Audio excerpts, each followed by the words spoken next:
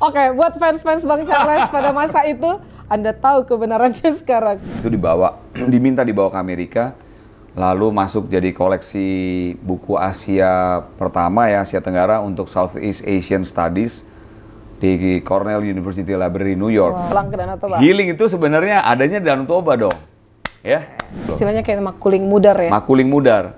Itu apa ya kalau bahasa Indonesianya? Darah kan lucu, itu. Bang, darah berbunyi kan kayaknya. Darah gitu. berbunyi gitu loh ya. Apa ya? Selamat datang di Cerita Trisna. Cerita apa saja dengan Trisna. Halo, selamat datang kembali di Cerita Trisna. Cerita apa saja dengan Trisna. Setelah sekian lama menantikan saya dan siapakah teman berbicara saya kali ini, akhirnya puji Tuhan bisa bersama dengan Bang Charles Bonar Sirait. Horas, Bang. Setelah sekian lama dari sini.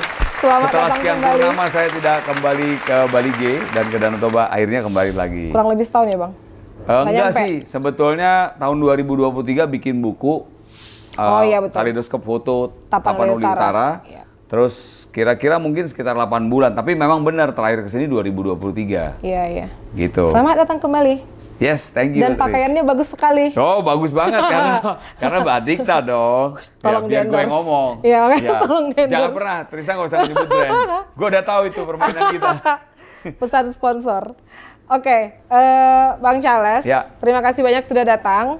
Dan ini sebenarnya lebih ke rasa-rasa penasaran dengan begitu banyak kunjungan Abang selama kurang lebih 2 tahun terakhir ke Kesini. Toba. Jadi sebelum aku bertanya profil, Abang lagi rindu banget sama Toba. Oh iya, kalau rindu pasti selalu rindu kampung halaman. Dan sebetulnya juga gini, Tris, kan nggak hanya karena suka ya, tapi ternyata kalau udah kita semua kehidupan ini jadi satu, saya rasa nggak mungkin juga lah cuman suka. Ada juga soal duka. Makanya kalau Trisna tanya, Bang ada apa? Ya sebetulnya saya baru ada beban berat. Beban berat itu 11 Februari yang lalu kan adik saya berpulang. Oh ya, turut. Adik saya yang bedanya cuma 1 tahun dengan saya, Iman Partogi Hasiolan Sirait, meninggal tuh di sini, Tris. Jadi tepatnya tanggal 9 itu tulang saya berulang tahun di hotel ini di belakang, di La tempatnya Bersa. Trisna, di La Bersa. Itu berangkatlah papa, mama, sama adik saya yang adik saya yang pria, Ito saya, lalu ada rombongannya lah bersebelas, ada beberapa keluarga dari ibu saya, Napitupulu. Mereka pergi ke sini tuh masih aman aja. Hari Kamis, acara tulang hari Jumat ulang tahun di sini. Lalu Sabtu juga oke, tapi hari Minggu, adik saya berdoa di depan pusaran di pemakamannya Opung, di Sibadihon. Begitu dia pimpin doa, dia terbuka matanya, dia jatuh. Oh iya? Jatuh, setelah jatuh, ya dibangunkan, akhirnya dilarikan ke rumah sakit di RSUD Porsea, tapi nyawanya nggak tertolong. Ya, Secepat itu ya, Bang? Ya, saya yakin juga menurut keterangan saudara-saudara, ya itu serangan jantung yang kedua dalam hidupnya. Dan dia sudah pergi, ya selama sebulan itu kita semua berduka lah, terus ada acara penghiburan. Nah kalau ini kembali lagi, saya pikir saya juga memang tadinya ingin lihat gitu loh, ingin lihat dia terjatuhnya di mana. Nah, bahkan saya juga pengen tidur di kamar di mana dia tidur terakhir. Saya juga tadinya ingin pergi ke rumah sakit umum Porsea. Saya pengen lihat di mana. Karena saya terpukul terus terang. Bang, mohon maaf tadi kalau pertanyaannya jadi membawa Nggak apa-apa, ini. nggak Ikut apa-apa, merasakan nggak duka yang sangat mendalam. Iya, atau nggak ini apa-apa. tiba-tiba. Saya harus ceritakan karena saya mulai berpikir hidup itu nggak hanya terus yang bahagia. Kita juga harus mampu sharing kesedihan kita. Tapi ya, saya akhirnya bisa mulai berjuang untuk mulai itu. Yang saya nggak stabil tuh mulai dari 11 Februari sampai 11 Maret lah. Tapi setelah kita mulai terus mengalami ya penghiburan, saya mulai bisa lah kuat. Tapi orang tua masih tetap nangis, masih tetap kadang-kadang minta ke kuburan. Iyalah itu anaknya. Namboro ya. Ya, gitu. Aku agak speechless nih, Bang. Semoga keluarga semakin dikuatkan dan dihiburkan. Amin, amin. Puji Tuhan, maksudnya bisa ketemu sama Abang. Kalau Abang nggak mengingatkan itu, aku juga nggak keingat. Karena Nggak Abang keingat. sejak seharian kita bareng kan, maksudnya dari tadi sore. Aku nggak ngomong. Dan Abang nggak menunjukkan itu gitu. Ya. Stay strong in God favor. Itulah Lebih ke sana. Tetap semangat Bang, aku jadi ikutan sedih. Oke, boleh lanjut ya Bang? Boleh dong, boleh. Mungkin teman-teman banyak yang apalagi yang usia-usia lebih muda dari diriku, mungkin sudah sangat jarang untuk melihat Abang tampil di televisi. Yes. Tapi kalau zaman aku bertumbuh besar, remaja sampai dewasa kan masih sering ngelihat Abang. Bang Charles Bonar paling sering kami kenal sebagai public speaker, sering muncul di televisi. Mungkin Abang bisa cerita Bang acara apa saja yang dibawakan pada masa itu? Banyak banget ya Tris, kalau mulai dari saya awalnya pasti sinetron yang saya hafal, karena pertama kali masuk di industri itu sinetron yang banyak emang minta untuk kita tampil lah ya. Tapi mulainya banget tuh film layar lebar setahu saya. Film layar lebar tahunnya 1985 gitu, saya main bersama dengan, udah ada Ikang Fauzi, Marisa Haque. 1985? Iya, ada Ikang Fauzi, Marisa Haque, sutradaranya Arifin Senur, ada Tante Rima Merati, itu pemain film senior, udah almarhum. Tapi Ikang Fauzi pacaran sama Marisa Haque tuh di situ, di film itu. Jadi saya masih ingat banget. Nah, terus saya saya ingat masih SMP. SMP kelas 3 tuh, main film itu. Kelas 3 SMP udah main film ya Bang? Jadi biarkan bulan itu, terus saya ceritanya jadi anaknya Tante Rima Melati. Nah, udah main di situ, akhirnya Tante Rima juga almarhum, terus mendorong untuk bisa main film, tapi kan saya harus selesaikan sekolah. Saya bilang saya nggak main film lagi karena ya itu cuma buat fun aja, karena saya main sama anaknya almarhum Tante Rima. Kita ngumpul selalu. Setelah sekolah kita ngumpul, tapi keterusan tuh. Jadinya kalau di rumahnya Tante Rima ada syuting, kamu aja deh bintang filmnya gitu. Ditembak langsung gitu Ditembak langsung gitu. Dalam hati saya pikir, besok-besok saya nggak ke rumahnya Tante Rima lagi deh. Karena masalahnya kan nggak belajar-belajar gitu ya, main film terus. Terus setelah itu kuliah, nah setelah SMA kuliah di Atmajaya, setelah itu mulai tuh dapat kesempatan untuk jadi pembawa acara musik. Di SCTV ada simfoni, ada intro, macem-macem deh. Tapi simfoni paling lama. Dapat Panasonic Award, terus setelah itu saya bawain acara kuis, Roda Impian di SCTV, Wheel of Fortune tuh dalam bahasa Inggrisnya, itu license dari luar negeri. Ada Telkom Mania, pernah main sinetron yang cukup populer tuh, kalau nggak salah judulnya Di Balik Matahari di TVRI, itu 52 episode, yang produseri adalah kakak dari pemain film senior, Roy Martin, namanya Rudi Salam, almarhum juga. Almarhum Rudi Salam. Nah, waktu itu nama saya adalah Gading. Sebetulnya nama Gading itu adalah nama gadingnya anaknya Roy Martin sekarang. Gading Martin, dan Gading main di film itu. Jadi anak? Jadi adik lah. Jadi adik tapi masih kecil. Saya yang tokoh utamanya. Saya sama Lola Amaria. Iya. Nah, pada masa-masa itu masa-masa itu bintangnya banget ya. Itu Lola lagi juga top-topnya. Kita juga, tapi Lola sekarang terusin ke penyutradaraan. Dulu ada nama fanbase nggak sih Bang? Fanbase tuh maksudnya? Kan maksudnya Abang termasuk idola pada masa itu ya. Kalau ada Abang, fansnya apa? Fans clubnya gitu? Iya, nama fans clubnya gitu ada nggak? Dulu udah ada nggak sih masa-masa kayak gitu? Ada sih, tapi kalau sekarang kan ada lah, misalnya Gigi, grup band Gigi itu Gigi apa? Gigi kita. Iya kan? Iya. Kalau Charles Bonar Sirait sih waktu itu fans clubnya apa ya? Charles Bonar Sirait fans kali ya, anak-anak itu ya. Pokoknya hampir rata-rata pakai namanya langsung. Perempuan-perempuan semua lah. Maksudnya yang cowok kan kalau ada yang menggemari kan, aku langsung justru aneh, ngapain dong menggemari laki-laki. Itu lucu. Gitu kan. Tapi kebanyakan memang ya teman-teman yang dari ya perempuan lah gitu loh. Karena mereka kan biasa lah. Gimana rasanya Bang memiliki banyak penggemar? Pertama sih seneng, tapi lama-lama kalau digangguin terus ya kan nggak punya waktu private kan. Kalau kayak sekarang kan sosial media bikin jadi lebih dekat dengan, serasa kita sangat akrab dengan idola kita gitu kan. Kalau zaman dulu itu caranya gimana Bang? Zaman dulu banget. Biasanya mereka tahu alamat rumah, setelah itu ngirim surat.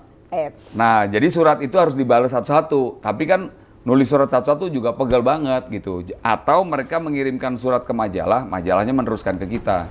Jadi zaman dulu tuh belum ada. Zaman dulu belum ada. PO Box atau enggak alamat kita tuh diletakkan di majalah. Jadi memang biasanya ya beberapa majalah ada yang nanya kok, boleh nggak alamatnya dicantumkan di situ. Terus biasanya mereka kirim surat ke kita. Nah, Yang capek adalah balesinnya satu-satu. Iya, iya. Karena mereka pengen tulisan tangan kita. Seandainya bisa difotokopi gitu ya. Kan isi suratnya beda-beda. Beda-beda. Oh, berarti harus personal biar siapa iya. yang gitu. Bang Charles, ininya apa? Saya menggemari Bang Charles karena saya dulu sering nonton acara Bang Charles begini. Iya. Boleh tahu nggak hobinya apa segala macam. Ya akhirnya lama-lama saya minta tolong temen deh. Udah coba tolong balesin, di ujungnya saya bagian tanda tangan aja. Oke, buat fans-fans Bang Charles pada masa itu, Anda tahu kebenarannya sekarang. Bagaimana kelanjutannya ya? Pasti penasaran kan? Tetap ikuti cerita Trisna di bagian selanjutnya. Tapi sebenarnya karena memang sangat banyak ya, itu benar-benar sangat banyak orang yang banyak banget. Karena kan abang termasuk yang dulu difavoritin, ya ganteng, pemain utama. Puji itu Tuhan. pasti kan. Puji itu Tuhan. bisa masuk ke dalam dunia film efek dari waktu anak-anak.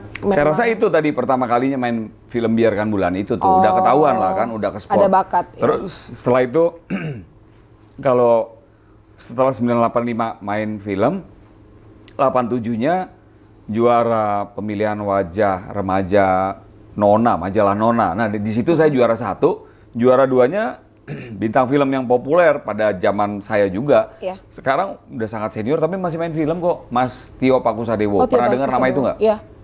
Termasuk yang paling difavoritin sekarang kan sebagai role modelnya para artis-artis. Kalau aktor-aktor yang penjiwaan tuh Tio tuh kuat banget. Nah itu. Cuma dia milih main film, saya enggak.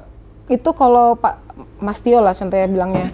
Kalau lagi jadi orang baik bagus banget. Oh kalau lagi jadi orang jahat, kalau lagi jadi orang bagus. jahat nyebelin banget. Iya, bagus juga pemerannya. Film-filmnya. Iya sih Bang. Jadi abang kan udah punya pengalaman itu semuanya. Wah, di sini banyak balapan juga ya, Tris.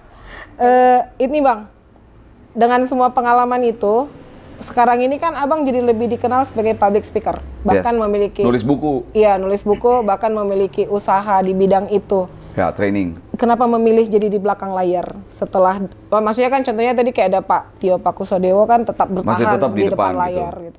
Hidup sih ya, maksudnya saya juga nggak tahu kenapa hidup.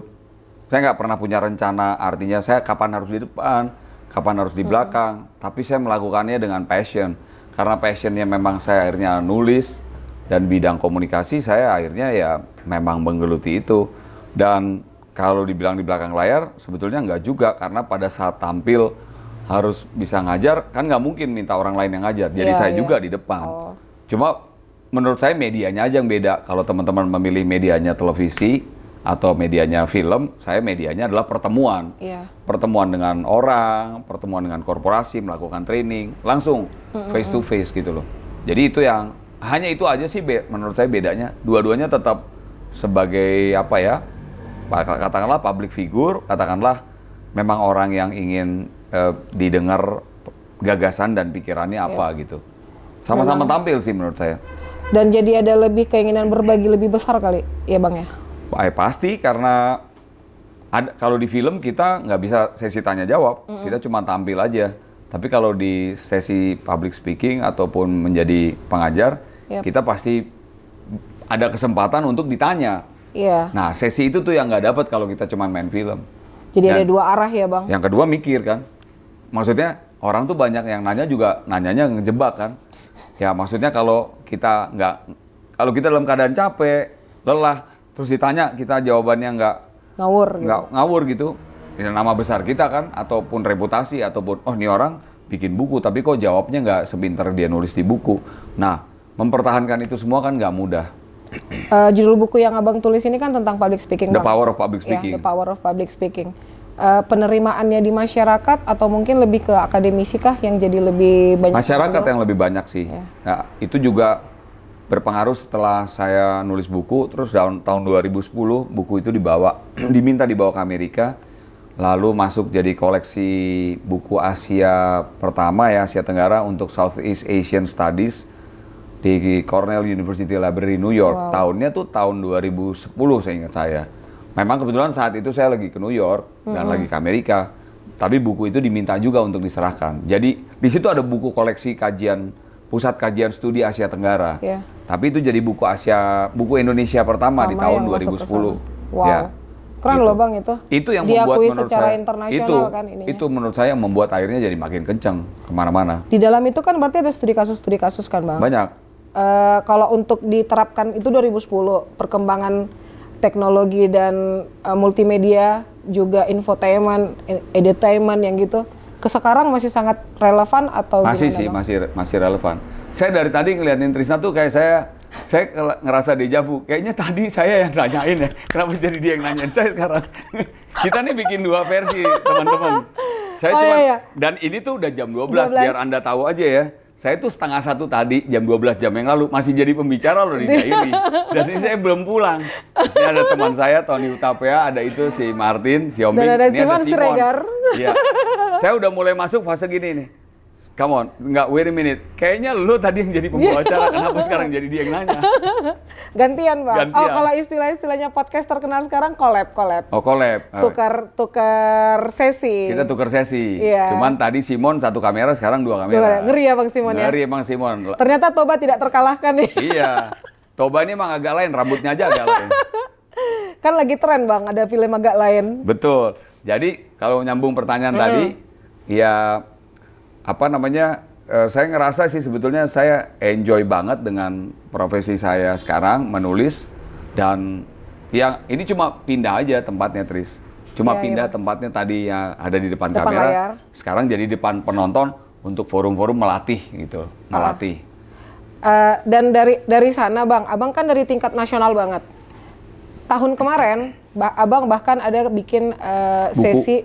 Oh, ini aku pengen bawa ke Yang Toba sesi, nih. Toba ya? Iya, di Del FM, Abang Oh, iya. ada bikin sesi public speaking. Mereka yang ngundang, kan? tapi Iya. Trisna waktu itu nggak ada kan? Aku nonton kan. Tapi Trisna nggak ikut nemenin. Nggak ikut di sana. Kalau nggak salah, aku udah janjian sama Trisna ke sini, tapi Iya. Trisna ke BPUDT. Lagi di Caldera. Waktunya nggak pernah match waktu Betul. itu. Nah. Tapi sempat ketemu di sini. Maksudnya Abang nih dari nasional, tiba-tiba spesifik pulang kampung ke Toba dan membawa sesuatu yang memang lagi sedang sangat dibutuhkan di kawasan Danau Toba ini, kemampuan untuk public speaking, karena kita harus menceritakan hal-hal baik dari kawasan Danau Toba gitu. Apa yang membawa Abang jadi kembali pulang? Itu sih ya, seperti yang diceritakan di podcastnya yang diwawancarain sama si Paras itu kan. Iya. Paras Sibarani kan kalau nggak Paras salah Sibarani. ya. Di Del. Ya, pertama identitas sih Trisna. Karena kan nggak mungkin juga kita memungkiri bahwa kita tuh Batak kan. Di dalam blood saya kan ada blood darah Sirait sama Napi Tubulu. Jadi ya gimana Tris kalau mau ditanya yang paling dekat untuk kita bisa mendekatkan kita pada leluhur kita, ya pulang kampung Pulang kan kampung. istilahnya. Di Jakarta aku juga bisa sih ketemu sama orang Batak, ketemu sama laya saya nih misalnya Utapea bisa. Cuma saya ngerasa nggak attachmentnya tuh kurang gitu. Tapi kalau saya datang gitu ya, turun dari Silangit ke Huta Ginjang, itu aduh 5 menit tuh saya kayak amazed terus saya bisa. Nah itu yang baru disebut sama kalau anak-anak sekarang healing tuh pergi ke Bali. Kalau buat saya Pulang ke Danau Toba. healing itu sebenarnya adanya di Danau Toba dong, ya. Jadi maksudnya ngapain gitu? Bukan saya nggak cinta Bali, Iya. I love Bali. Tapi buat saya pendekatan saya bisa dapat kekuatan lagi, ya itu di kampung, di kampung saya, di Porsea, di Sibadihon, melihat Toba Caldera Resort, itu kayak saya ketemu sama Tuhan, ketemu sama opung leluhur saya. Pulang walaupun capek, itu badan saya kalau udah ke Toba seger lagi gitu loh. Itu kalau istilah. Dapat inspirasi baru. Iya Bang, Gitu loh. istilahnya kayak makuling mudar ya. Makuling mudar. Itu apa ya kalau bahasa Indonesianya? Darah Kan lucu, itu Bang, darah berbunyi kan kayaknya. darah gitu. berbunyi gitu loh ya. Apa ya? Kayaknya nggak bisa di bahasa Indonesia, Nggak Bang. bisa Itu lah ya. idiom, itu idiom. Kalau merinding bulu kuduk tuh lain lagi Iya. gitu. Tapi Lebih ke panggilan Iya. panggilan leluhur itu kali ya. ada Mudar juga itu. saya ketemu idiom-idiom Batak yang saya suka, mulak tondi tu jabu Ah ya. gitu atau mulak tondi tu huta. Agak susah kan di bahasa Indonesiain, memang udah idiom Batak aja udah. Benar. Ya. Kembalinya diri ke dalam rumah kan agak susah Iya. diterjemahin. Jadi kalau misalnya kayak ada panggilan, kayak misalnya gini, saya cerewet banget bilang, Trisna, gue pokoknya pengen ketemu lo gitu. Ya, nah itu tuh udah mulai tuh makuling mudar ya. Gimana caranya harus tetap lewat. Makasih Kalau loh, secara Bang. fisik di Jakarta jam segini aku udah pasti pengennya pasti tidur, iya. Pengennya tidur. Tapi tadi aku tetap di dalam trip, oke, kita udah janji ketemu sama Sebastian, kita ikutin. Kita udah janji ketemu sama Trisna. Saya bisa merasakan gimana kalau saya yang jadi Trisna sama Sebastian. Pasti seneng banget ketemu sama abangnya. Asik. Gitu loh. Asik. Jadi ya saya, Thank you, Bang. saya kalau untuk itu sih nggak ada hitung-hitungan lah. Karena kan udah memang capek banget pasti ya Bang Tom ya. Dari Dairi, lewat Dolok Sanggul. Iya, diundang sama Gamki jadi Iya. pembicara tuh di sana. Besok masih lanjut lagi. Besok di Toba Caldera Resort. Iya. Setelah itu di Siantar. 1 hari dibikin 2. Emang Gokil. gawat deh nih yang bikin Kayaknya besok acara. arah kita sama deh Bang. Aku besok Caldera dan Siantar juga. Ya, Kalau ketemu lah memungkinkan kita. untuk bareng, ayo nanti di sana. Ketemu lah kita, Jamnya. ya. Oke Bang, jadi Yes. kan tadi Abang pulang nih, Ya. Makuling Mudar ke kawasan Danau Toba ini. Setelah bisa dibilang kan Abang ada masa cukup lama untuk tidak pulang kampung ya. Ketika Abang akhirnya pulang kampung lagi, bisa cerita nggak Bang kesan apa yang muncul dengan mungkin perubahan, mungkin sesuatu yang baik atau sesuatu yang kurang, yang kayak gitu? Ya, saya lihat data. Untuk menjawab itu kan nggak bisa hanya karena perasaan. Tapi saya menggunakan data sebagai petunjuk. Sehingga kita ngomongnya nggak akan ngawur gitu. Data Badan Pusat Statistik Sumatera Utara yang saya baca itu mengatakan bahwa ya ada kenaikan sih tingkat Wisman untuk menuju ke Sumatera Utara, tapi hanya kecil. Tapi yang juga menarik perhatian saya adalah ditemukannya tingkat rata-rata hunian turis di hotel itu hanya sekitar kurang lebih 1,20 hari. Turun dari yang tahun sebelumnya sekitar 1,30 hari. Apa artinya? Artinya turis kalau datang ke Danau Toba itu they only stay in here in average 1 or 1/2 days. Iya. Jadi datang hari Sabtu, Minggu udah check out. Iya. Nah, Minggu check outnya kemana nggak tahu, tapi pasti udah nggak ke Sumatera Utara. Yep. So what's the logic statement from that reality of that data gitu? Logic statementnya adalah ya mereka nggak mau lama-lama di Danau Toba gitu. Sementara kalau kita lihat di daerah wisatawan yang lain, turis yang lain itu seperti di Bali, wah average stay-nya bisa 3, 4, 5. Artinya kan uang berputar di situ. Uang berputar, uang bisa juga ada pergi untuk ke makanan, untuk ke minuman, konsumsi mungkin hadiah atau ya apa saja spending gitu ya. Spending yang mempengaruhi masyarakat Ya sekitar ya persis. Bang? Kalau misalnya dan di Danau Toba ini ada orang turis di sini stay untuk 5 hari, maka ada kesempatan dong untuk Trisna tokonya at least 1/5 dikunjungi Iya, gitu. betul. 1/5. Jadi dari 5 hari itu paling 1/5-nya dapat Ada kesempatan kemungkinan 20% lah. untuk dikunjungin. Dikunjungin. Iya. Nah, dari dikunjungan kan akan ada kemungkinan pembelian. Transaksi. Dari pembelian itu ada economic growth, ada pengembangan ekonomi. Tapi kalau dia cuma 1 hari, ya dia cuma masuk ke kamar hotel, lihat Danau Toba, mungkin dia pergi ke Samosir, pulang lagi. Ya udah, kalau nggak ke Silangit dia balik lagi ke Kuala Namu. Iya. You will not get business. Secara meninggalkan spendingnya di sini jadi sangat minim ya Bang, kalau dari Ya, sisi kemungkinannya data kecil, itu. iya. Ya. Paling dia cuma keluar spendingnya di hotel, Ya, itu menarik loh Bang makan, katanya. gitu. Itu fakta kan. Iya, iya. Nah, itu yang saya lihat. Kalau ditanya sama Trisna, ada nggak Bang yang menarik? Ada nggak perubahan? Ada nggak kemajuan? At least yang kita udah lihat, ya salah satu keprihatinan yang harus kita bisa spotlight itu.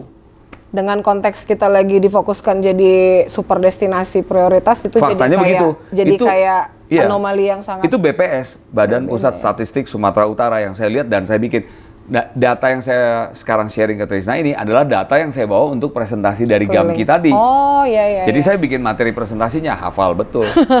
Nah, Udah kalau menguasai. dilihat ada teman-teman daerah lain yang mungkin kekayaan alamnya tidak seindah Danau Toba, tidak memiliki konten sejarah yang sedahsyat Danau Toba yang meletus 74.000 tahun yang lalu, batu letusannya sampai ke Afrika, tapi mereka kok bisa dapat average stay di hotelnya lebih dari 3 hari atau tingkat ekonominya bisa di atas Sumatera Utara, ya patut diduga atau harus kita melakukan analisa. Ada nih kemampuan mereka yang di atas Danau Toba, teman-teman di Danau Toba. Nah, jadi mulai terbuka pemikiran saya, jangan-jangan turis asing yang lebih lama tinggal di bagian lain di Indonesia yang bukan Danau Toba, jangan-jangan bukan hanya karena keindahan alamnya. Iya. Saya mulai melakukan praduga gitu. Jangan-jangan mungkin ya karena keramahan orangnya, SDM keramahan perilakunya. Jadi mereka misalnya tinggal di Bali itu, ya oke, mungkin alamnya juga ada yang oke. Tapi nggak bisa kita pungkiri, mereka juga sebagian besar tuh bilang bahwa kalau saya tinggal di Bali, ngerasa saya di rumah. Orang-orangnya lebih memperhatikan. Ada beberapa turis waktu itu kecopetan, kehilangan dompet, ditolongin sama orang Bali, diajak ngomong, dipeluk seperti saudara, dikasih makan, dikasih minum. Itu ya cerita-cerita itu nggak saya dapatkan di sini. Mungkin itu yang harus kita lakukan, Trisna. Gitu loh. Mungkin itu yang harus kita lakukan supaya orang kita itu bisa lebih dianggap bersahabat oleh turis. Baik turis asing maupun turis domestik. Justru jadi manusianya ya Bang, secara kalau menurut saya, ya, kalau dari yang disampaikan tadi ada prioritas yang harus diperhatikan itu gimana membangun manusianya untuk siap menerima pariwisatanya. Ya oke, saya lihat juga sih di Danau Tobanya udah ada peningkatan. Dulu kita cuma tahu kapal yang Pak Sitanggang yang ada, sekarang ada kapal ASDP dari Tiga Ras juga ada gitu ya. Secara infrastruktur. Ya, infrastruktur oke lah. Terus mungkin jalan-jalan yang diaspal lebar-lebar di Samosir saya juga lihat ada ya. Ada patung si Bea-Bea itu juga saya lihat tapi saya belum ke sana. Tapi tadi saya lewat dari tele. Tapi menurut saya harusnya dengan kekayaan alam yang sebegini hebatnya, kayaknya kita bisa lebih hebat dari sekarang deh. Kalau menurut saya, ya harusnya. Nggak tahu deh, sepakat apa nggak Trisna? Sepakat, memang SDM-nya yang memang harus dibangun. Infrastruktur memang berjalan, tapi SDM jangan ketinggalan, malah harus lebih di depan gitu kan Bang. Nah itu pandangan saya. Dari yang Abang sampaikan ini, kira-kira ada rencana nggak Bang untuk bikin sesuatu mendukung prioritas tadi? Apakah mungkin akan ada pelatihan atau mungkin Abang terlibat di beberapa kegiatan yang ada di kawasan atau di Sumatera Utara? Saya rasa tadi saya juga udah ngomong sama Gamki. Maksudnya gini loh, Gamki di mana saya di situ juga jadi majelis pertimbangan organisasi MPO Gamki. Yang ini juga besok kita akan ada acaranya ke sana. Gamki berbuat lah. Jadi contoh yang paling gampang, Gamki signing MOU lah. Misalnya sama, saya tadi di diary juga kaget ya. Saya masuk ke SMKN, Sekolah Menengah Kejuruan Negeri 1 Sidi Kalang Dairi. Bisa mengoperasikan hotel. Saya awalnya udah bilang, aduh, kayaknya saya nggak nyaman deh di hotel ini. Karena pintu masuknya SMKN. Tapi dari waktu kita masuk SMKN, ngelihat ke kiri, kok ada tulisan Once Hotel. Saya bilang, ini gimana sih hotel kok di lingkungan sekolah? Ada di lingkungan sekolah. Nah, tapi itu sirna, kecurigaan itu sirna setelah saya masuk ke dalam. Oh, saya baru mulai tahu. Oh, jangan-jangan ini malah apa yang disebut-sebut oleh Kementerian Pendidikan sekarang langsung membuat semacam tempat kerjanya. Jadi nggak harus SMKN ini kirim muridnya misalnya ke Danau Toba, jauh-jauh. Kan dari Dairi ke Danau Toba ke Bali ini jauh. Udah lumayan jauh. Ya langsung aja dipraktekin di situ. Jadi di sebelahnya SMKN, mereka bangun sebuah hotel semacam bintang 2, rumah begitu, dibikin seperti hotel. Nah, yang bekerja di situ adalah yang sekolah di SMKN. Ya, langsung praktek ya? Langsung praktek gitu loh. Nah, menurut saya itu bagus. Ya, Bang. Karena nggak perlu lagi kayak praktek dikirim ke hotel atau harus ke hotel-hotel yang jauh. Langsung aja praktek di situ. Yang bikin hotel mereka, yang ngoperasiin mereka, yang melayani mereka gitu. Jadi dilatih lah. Tadi yang melayani saya pagi itu anak-anak SMA. Iya, terus saya bilang, kamu terus nungguin di depan komputer gitu. Dia udah sampai ngantuk, tidur gini. Besok bisa bangunin saya jam 5. Oh bisa Pak. Gitu loh. Tapi saya lihat banget, ini kok kayak juga masih di bawah anak saya gitu. Usianya. Ini apakah melanggar jam Undang-undang kerja? jam kerja. Undang-undang jam kerja. Karena anak SMA. Tapi itu adalah resiko yang juga diterima. Mereka kan harus kerja shifting kalau di hotel. Mungkin ada peraturan tersendiri. Dan dilatih sejak muda untuk kita baru tahu juga kalau ada sekolah itu. SMKN 1 Sidi Kalang Dairi. Seandainya itu bisa lebih banyak lagi, berarti praktek poin saya gitu. Bagus. Poin saya gitu. Nah, mereka sekarang saya dorong Gamki, SMKN ini, terus misalnya sama yang punya hotel bintang 5 di Kota Medan, bikin dong seminar sehari tentang bikin seminar untuk memberikan teaching assistance kepada para guru, para murid untuk bisa bikin forum lah 6 jam tentang meningkatkan pariwisata Danau Toba atau Sumatera Utara. Nah, karena Bang mention kalau abang udah keliling mulai dari Medan, Dairi, bahkan juga sudah berkunjung ke Tapu, Tumbang Asundutan. Ya. Sekarang di Toba sampai jam 12 malam ini kita masih di sini. Masih. Iya kan? Dan besok abang sudah ada rencana ke Kaldera, ke Siantar, sampai nanti akan kembali lagi dari Medan ke Jakarta. Perjalanan ini adalah rangka apa, Bang? Sebetulnya sih nggak dalam rangka apa-apa ya, karena memang punya passion aja. Kalau udah punya passion gitu, dipanggil, Gamki ngundang, ya saya jalanin aja. Karena udah dari hati sih ya. Dan saya pikir ini yang saya bisa berikan buat tanah kelahiran orang tua saya, ya I should give it back. I already got everything from God, and my parents came from this land, so I have to give it back. Gitu. Saya pasti harus kasih kembali lagi untuk tanah ini, untuk kampung orang tua saya, untuk tanah kelahiran dari leluhur-leluhur saya. Jadi saya pikir kalau saya menghormati leluhur saya, itu bagian dari saya juga menghormati Tuhan. Tuhan yang menciptakan keluarga dan menciptakan kita semua. Akan ada 2 pertanyaan terakhir, Bang. Yes. Pertanyaan terakhir yang bukan pertanyaan terakhir, 2 pertanyaan sebelum terakhir. Satu terakhir. Pertanyaan sebelum terakhir. Jadi mikir nih gue. Iya, aku lagi mikir apa nih? Tadi Abang udah mention nih, ini tanah kelahiran dari orang tua. Teman-teman mungkin banyak yang belum tahu. Iya. Kalau Abang adalah putra dari Bapak. nama Mang Boru. Opung Lambok Doli sama Opung Lambok Doli Boru, sama Opung Lambok Boru. Sirait, dan Opung Lambok Napitupulu. Papa itu ayah saya Bapak Amir Leven Sirait MBA. Ibu Nyonya Martalena Sirait Boru Napitupulu. Nah, Gitu. nama Namboru nih paling sering sebenarnya sangat dikenal di kota besar, bahkan juga di daerah sangat dikenal juga karena dari awal yang membawa nama Marta Ulos. Iya. Apakah ada pengaruh Namboru membuat Abang jadi lebih mencintai kampung halaman dengan semua yang dikerjakan Namboru selama ini? Iya, pastilah. Kadang-kadang awal-awalnya dulu saya juga sulit berpikir, mah ngapain ngabisin waktu hanya untuk ngurusin ulos yang kadang-kadang mungkin nggak memberikan keuntungan apa-apa. Karena kasihan lah mama, itu jadi banyak urusannya untuk itu. Tapi ya itu udah dalam darahnya. Jadi saya bilang, ya saya akhirnya bisa mengerti kenapa dia mencintai itu, karena memang dia mencintai juga leluhurnya. Itu sama lah, seperti aku lihat sekarang, Trisna sampai mau jam 12 syuting sama aku kan juga. Ya ini pakai ulos, pakai jam 12. Itu kan menunjukkan kecintaan kan. Iya, Bang. Sangat menunjukkan kecintaan. Ya kalau nggak kita siapa lagi? Betul. Itu aja. Dan itu bangun brand itu susah. Tapi kalau udah dapet di brand itu, ya udah nancep di kepala orang, ya itu udah di stick di situ, udah di mindsetnya orang. Kalau belanja merchandise ke Balige, ke Batikta misalnya. Ya, kalau itu kayak kan tuh. Namboru ya mudah-mudahan ya Bang, amin. Kalau ke Namboru kan dari dulu sudah diakui sebagai penasehat untuk ulos-ulos khususnya di Jakarta. Ketika belum terlalu rame, orang tahu tentang ulos-ulos yang kayak tren sekarang. Udah ada mama di Namboru situ, udah berpuluh-puluh tahun di sana ya. Makanya jangan-jangan Abang terpengaruh oleh kegigihan dari Namboru. Bisa juga. Tiap hari terekspos dengan Batak.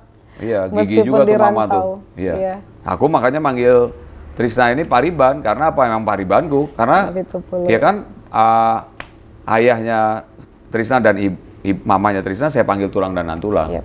Mamaku Napitupulu, Trisna Boru Pardede.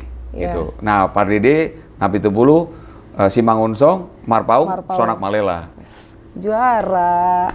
Gitu. Itu dalam rumpun Sonak Malela. Nah, tanahnya Sonak Malela ini paling banyak di sini nih, Balige.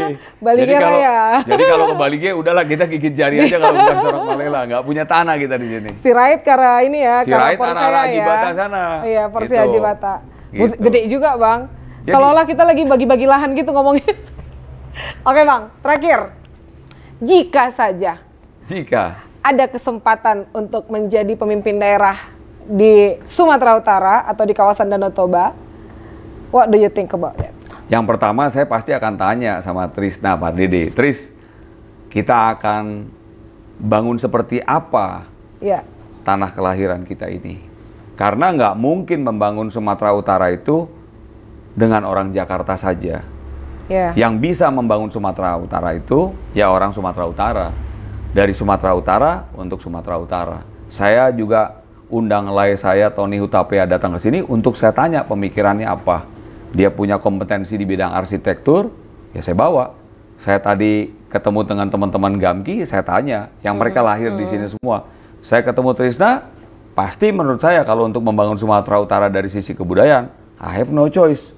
One of the people that I should ask about how to develop this land, about ulos and everything, should be you, gitu loh. It's an honor. Gitu, pasti. Trisna harus orang yang kita tanya. Dan banyak lagi orang yang harus saya tanya. Karena kalaupun kesempatan itu diberikan oleh Tuhan kepada saya pikir itu kan cuma titipan ya.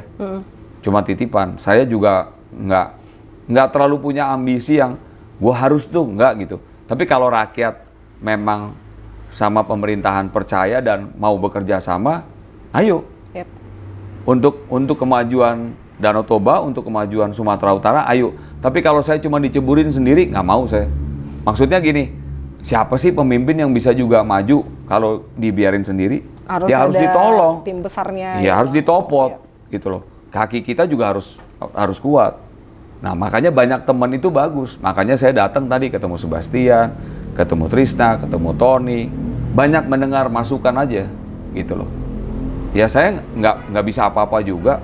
Emang bisa membangun Sumatera Utara sendiri? Nggak bisa lah. Harus dengan dukungan semua teman-teman dari Sumatera Utara juga. Itu sih. Kalau atas perkenanan Tuhan, saya pikir saya akan jalani dengan dukungan masyarakat. Tapi kalau Tuhan tidak berkenan, masyarakat tidak berkenan, menurut saya kita tanpa harus jadi pemimpin pun kita harus bisa membesarkan dan memajukan tanah kelahiran kita tanpa harus jadi pemimpin.